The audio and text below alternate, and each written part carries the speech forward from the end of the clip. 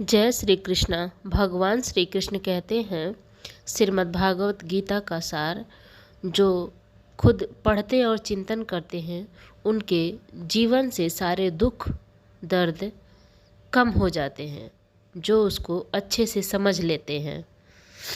जय श्री कृष्णा। कहा जाता है भगवत गीता सिर्फ धर्म के लिए नहीं, बल्कि इसे धरती के हर इंसान को पढ़ना और समझना चाहिए।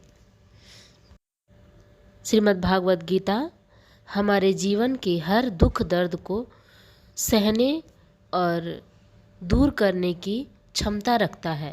श्रीमद् भागवत गीता में वह सभी कृतियाँ वर्णित हैं जो हमारे जीवन में हर रोज़ होता रहता है, चाहे वह दुख हो या सुख हो।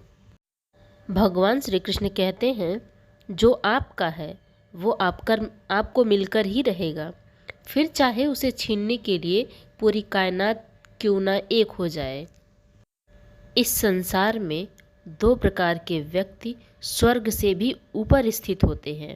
एक तो वो जो शक्तिशाली होकर भी क्षमा कर देते हैं, और दूसरे वो जो दरिद्र होकर भी कुछ दान करते रहते हैं अपने भविष्य के लिए। प्रेम शरीर या सुंदरता को देखकर नहीं होता है, प्रेम हृदय से होता है। जहाँ दो हृदय मिल जाए वहीं प्रेम का उत्पन्न यानी कि जन्म हो जाता है। किसी भी व्यक्ति को अच्छे से जाने बिना दूसरों की बातों को सुनकर उसके प्रति कोई धारणा बना लेना, अच्छा हो या बुरा, वह सबसे बड़ा मूर्खता होता है। अगर साफ नीयत से मांगा जाए तो ईश्वर नसीब से बढ़कर देता है।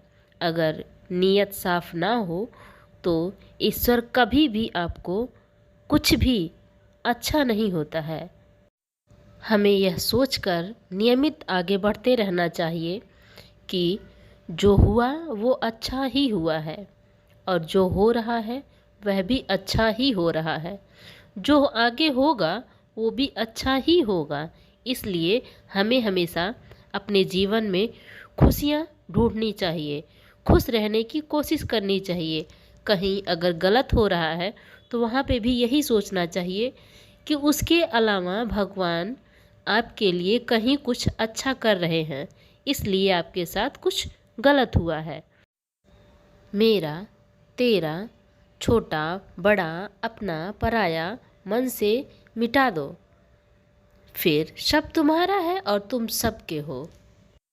जब भी विनाश होने का प्रारंभ होता है तो शुरुआत के वाणी के संयम ही खो देते हैं। अपने आप हमारी जुबान गलत निकलने लगती है।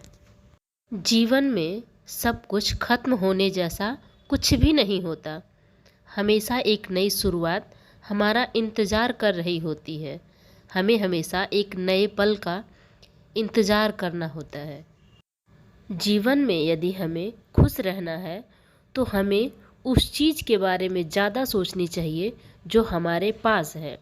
उसके बारे में हमें कभी नहीं सोचना चाहिए जो दूसरों के पास है।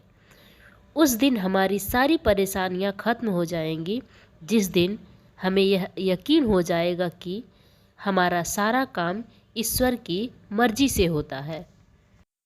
विपत्ति में धैर्य, वैभव में दया और संकट में सहनशीलता ही सबसे बड़ा श्रेष्ठ व्यक्तियों के लक्षण हैं। जो व्यक्ति स्पष्ट और सीधी बात करता है उसकी वाणी कठोर जरूर होती है, लेकिन वह कभी किसी के साथ छल नहीं कर सकता है। इसलिए हमेशा अपने मन को साफ रखना चाहिए। जय श्री कृष्ण।